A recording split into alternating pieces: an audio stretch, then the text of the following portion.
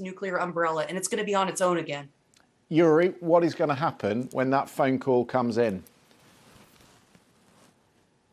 Good evening. Of course, it is difficult for us to read the minds and read the future. But as you rightly said, nothing that Russia is doing will change the tactics of the Ukrainian armed forces.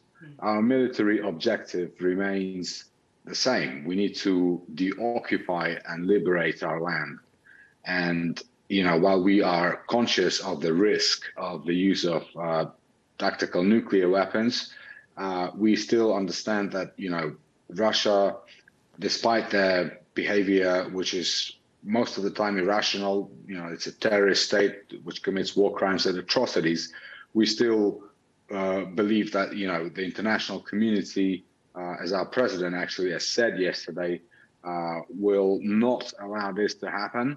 And I'm sure that Ukraine will not be alone, no matter what happens. So just to be clear, if the Kremlin calls Joe Biden and says the Ukrainians must pull back from these areas of Luhansk or Donetsk, there will be no ceasefire. The Ukrainians will continue to push on. Well, we are a sovereign country, and as much as we appreciate the help that we receive from our allies, we understand that this war is the war of our survival, and we have no other choice. So we need to continue fighting for our freedom, and we need to continue fighting for the freedom of Europe and the world.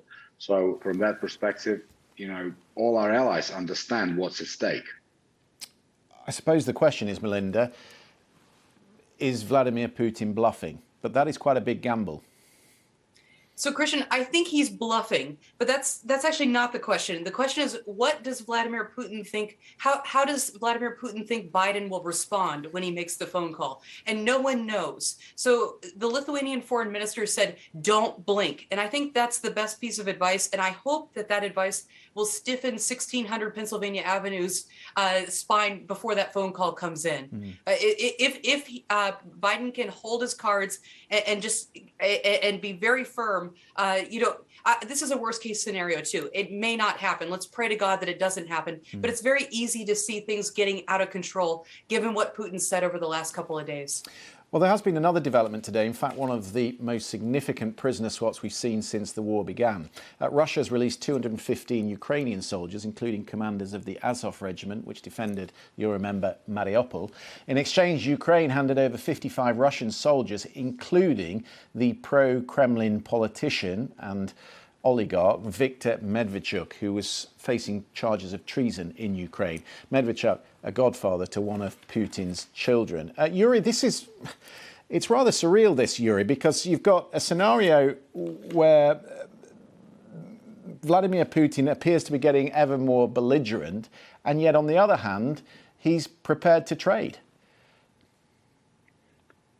Indeed, this exchange, this swap, which all of us Ukrainians, from the families of those who were released to ordinary Ukrainians, because we have been following the heroic defense of Mariupol and the heroic defense of Azovstal steel plant very closely. And, we've been reading the accounts of, how difficult the situation was there. Then there was a missile strike at Olenivka. So we are very closely, almost intimately related to these people. So indeed, this was a very great success for us. And of course, this stunned Russian propagandists, because many of them yesterday didn't even know what to write and what to say to the media, because on the day when they've announced the so-called partial mobilization, they've released those who they have been saying are the worst neo-Nazi soldiers they've had to face. So, but it's their problem. We've freed our heroes.